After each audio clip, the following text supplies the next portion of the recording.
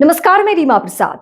BJP ने बीते 24 घंटे में 3 बड़े बदलाव कर दिए, एक के बाद एक बड़े बदलाव। शुरुआत उत्तर प्रदेश से हुई, यानी सबसे पहले संगठन के लिहाज से वहां बड़ा फेरबदल किया गया। पंकज चौधरी को बड़ी जिम्मेदारी सौंपी गई, यानी यूपी के प्रदेश अध्यक्ष की जिम्मेदारी।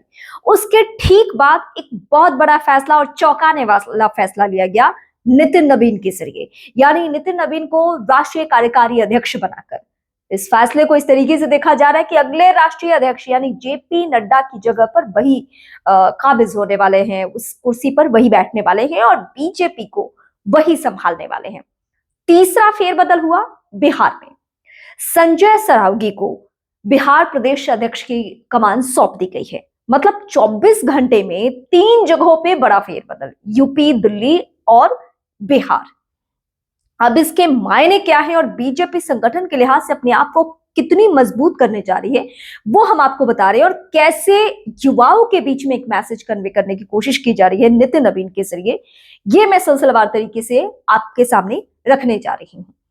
नितिन नवीन की ताजपोशी की या कार्यभार संभालने की, पदभार ग्रहण करने की जो तस्वीरें सामने आई बीजेपी दफ्तर से, यानी दिल्ली के बीजेपी दफ्तर से, वो तस्वीरें अपने आप में एक मैसेज कन्वे करने के लिए काफी थी उन कार्यकर्ताओं तक या उन लोगों तक जो ये कहने का दावा कर रहे थे या ये कहने की कोशिश कर रहे थे कि बीजेपी में तो चेहरे कोई भी हो, किसी पद पर कोई भी काबिज हो, रिमोट से सबको चलना है, रिमोट से सब कुछ तय होगा। मतलब इशारा था कि मोदी और शाह की जोड़ी ही सब कुछ तय करती है। ये 100% सच है कि मोदी और शाह की जोड़ी सब कुछ तय करती है, लेकिन ऐसा नहीं है कि राष्ट्रीय अध्यक्ष की कुर्सी पर कोई काबिज है या कोई बैठा हुआ है तो वो काम नहीं करता है या फैसले नहीं ले सकता है।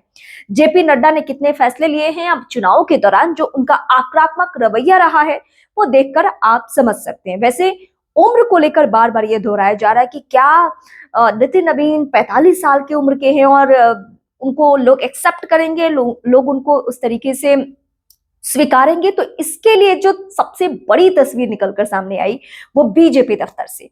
देश के गृह मंत्री अमित शाह और भारत के सबसे ताकतवर पार्टी के सबसे प्रमुख चेहरा, जिनको रणनीतिकार कहा जाता है, जिनको चाणक्य माना जाता है बीजेपी का, गृह मंत्री अमित शाह खुद तकरीबन 10 मिनट तक इंतजार करते रहे नितिन नवीन का। उनके साथ जेपी नड्डा की मौजूदगी थी। इसके अलावा बिहार से ताल्लुक रखने वाले कई राजनेताओं की मौजूदगी वहां पे, जिसमें रविशंकर प्रसाद तस्वीरों में नजर आ रहे थे। और इस तरीके से आप कह सकते हैं कि बीजेपी के चुनिंदा जो बड़े और कद्दावर नेता हैं, वो सभी 45 साल के नितिन नवीन का इंतजार कर रहे थे पार्टी दफ्तर में। जब वो पहुंचे तो गर्मजोशी के साथ स्वागत किया गया। कई राज्यों से कार्यकर्ता भी पहुंचे हुए थे और उन्होंने बकायदा बुके देकर या उन्हें पट्टा पहनाकर उनका स्वागत किया पार्टी दफ्तर में। और जेपी नड्डा ने ले जाकर उन्हें उस कुर्सी पर बिठाया जो आने वाले दिनों में राष्ट्रीय अध्यक्ष की कुर्सी है। तो मैसेज बिल्कुल क्लियर है कि सिर्फ कार्यकारी अध्यक्ष नहीं है नितिन नवीन, वो आने वाले वक्त के राष्ट्रीय अध्यक्ष है। आज की तस्वीर, मतलब जो गर्मजोशी से भरी हुई तस्वीरें सामने आई और जिस तरीके से उनका भव्य स्वागत पार्टी दफ्तर में या दिल्ली एयरपोर्ट से लेकर यहां तक जैसे की गई, उसको देखकर यह अंदाजा लग चुका है कि बिहार जैसे प्रदेश के एक युवा चेहरे, मतलब 45 साल, क्योंकि राजनीति के लिए बहुत यंग एज है 45 साल की उम्र। भले ही आप अगर आईटी प्रोफेशन में हो या किसी और प्रोफेशन में हो तो इसे मिड एज मानकर चला जाता है, लेकिन राजनीति के लिए इसे बहुत यंग माना जाता है। और इसीलिए बार बार मैं एज पर फोकस कर रही हूँ, क्योंकि एज फैक्टर आज भी राजनीति के लिए है। अब सवाल उन तमाम पार्टियों के लिए है जिनके राष्ट्रीय अध्यक्ष की उम्र अगर आप सुनेंगे तो आप चौंक जाएंगे, और उनसे कई राष्ट्रीय अध्यक्षों से तो सीधे सीधे आधी उम्र के हैं नितिन नवीन। अब मायावती को देख लीजिए, उनकी उम्र, लालू प्रसाद यादव अपनी पार्टी के राष्ट्रीय अध्यक्ष हैं। कांग्रेस पार्टी की देखिए 83 साल, तकरीबन 83 साल की उम्र है मल्लिकार्जुन खड़गे की, जो कांग्रेस पार्टी की उस पार्टी के राष्ट्रीय अध्यक्ष है। और जेएनसी की बात करते हैं राहुल गांधी, मतलब यंग लीडर्स की बात करते हैं। अब उनकी पार्टी की स्थिति यह है कि हर राज्य में 2 चेहरों के बीच में टकराव की स्थिति रही है और उसकी वजह से उनको बहुत नुकसान उठाना पड़ता है। अगर आप राजस्थान जाएंगे तो वहां पे सचिन पायलट यंग लीडर है, लेकिन उन्हें एक्सेप्ट नहीं किया जाता है। अशोक गहलोत बार बार अड़ंगा अड़ा देते हैं और चुनाव लड़ा जाएगा सचिन पायलट के चेहरे को आगे करके।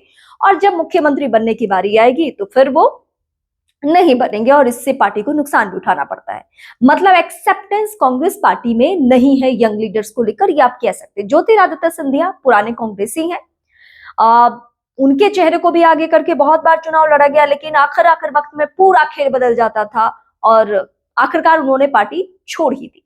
इस तरीके से कई प्रदेशों में हमने देखा। अभी डीके शिव कुमार का हालिया प्रकरण देख लीजिए, सिद्धारमैया और डीके शिव कुमार। डीके शिव कुमार को लेकर कांग्रेस पार्टी किसी भी दिन रिस्क नहीं ले सकती। मतलब सिद्धारमैया इंटरनली क्या करते हैं, कैसे कांग्रेस पार्टी को कन्विंस करते हैं, जिसके लिए डीके शिव कुमार को ना चुनाव परिणाम के बाद मौका मिला, ना बीच में जब टकराव की स्थिति उत्पन्न हुई थी तभी भी उन्हें मौका नहीं मिला था। तो ये अब सब एक सुर में कहना शुरू कर चुके हैं कि बीजेपी में ही संभव है कि अगर 45 साल के युवा राजनेता को राष्ट्रीय अध्यक्ष बना दिया जाए, कार्यकारी अध्यक्ष बना दिया जाए, तो भी एक्सेप्टेबल है। लेकिन कांग्रेस पार्टी में या किसी और पार्टी में इस बात की गुंजाइश नहीं है जहां यंग लीडर्स को इतने बड़े पद पे मौका मिले। हाँ, यंग लीडर्स को मौका मिलता है और तब मिलता है जब तेजस्वी यादव खुद मतलब अगर उनके पिताजी राजनीति में है और उन्हें राजनीति करनी है तो उतने यंग लीडर को डेप्यूटी सीएम भी बनवा दिया जाएगा, चुनाव भी वो लड़ लेंगे, वो नेता विपक्ष भी बन जाएंगे, सब हो जाएगा। लेकिन शर्त यह है कि उनके पिताजी राजनीति में हो या उनके पिताजी की पार्टी हो। तो अभिषेक बनर्जी के साथ यही शर्त है। ममता बनर्जी के भतीजे हैं तो इतनी यंग उम्र में वो राजनीति में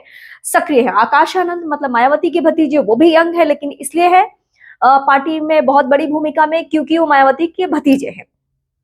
इस तरीके से पार्टियों में हो रहा है।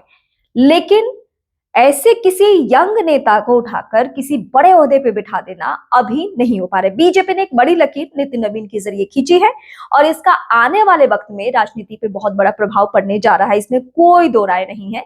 और यहीं से शुरू होता है पार्टी विथ डिफरेंस का खेल। अब चुनावी माहौल में इस पर भी खूब चर्चा होगी और जैसा कि पिछले दिनों बार बार राहुल गांधी ने जेंसी को प्रमोट करना या जेंसी से बातें करना शुरू कर चुके थे, उनके ट्वीट्स में आप देखते थे कि जेंसी का जिक्र होना शुरू हो गया था।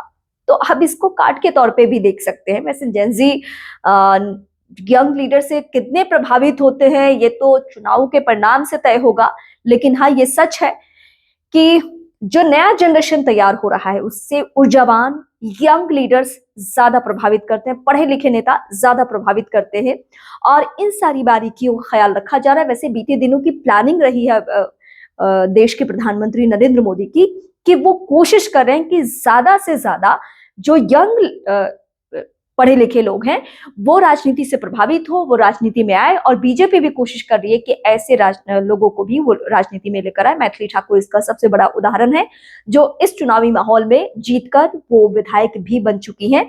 नितिन नवीन भी एक वक्त में मतलब 2006 के माहौल में इतनी ही उम्र में मैथिली ठाकुर के ही लगभग एज में राजनीति में आए थे, लेकिन उसके पीछे उनके पिताजी का योगदान था क्योंकि उनके पिताजी राजनीति में रहे हैं और जनसंघ के वक्त में रहे हैं और बीजेपी के संस्थापक सदस्यों में से एक वो माने जाते रहे हैं। तो बीजेपी एक अलग लकीर खींच चुकी है। इससे जुड़ा हुआ कोई भी सवाल आपके जहन में है कि आपको लगता है कि Congress, TMC, RJD, Samajwadi party अगर इस तरीके के कदम उठा सकती है या किसी ऐसे चेहरे पर इतना भरोसा कर सकती है, बड़ी जिम्मेदारी सौंप सकती है, अगर आपके जहन में कोई ऐसा सवाल है तो आप मुझे कमेंट करके जरूर बताएं। मेरे चैनल यानी रीवा प्रसाद चैनल को जरूर सब्सक्राइब करें और इसके अलावा आप मुझे फेसबुक, इंस्टा और ट्विटर पे जरूर फॉलो करें।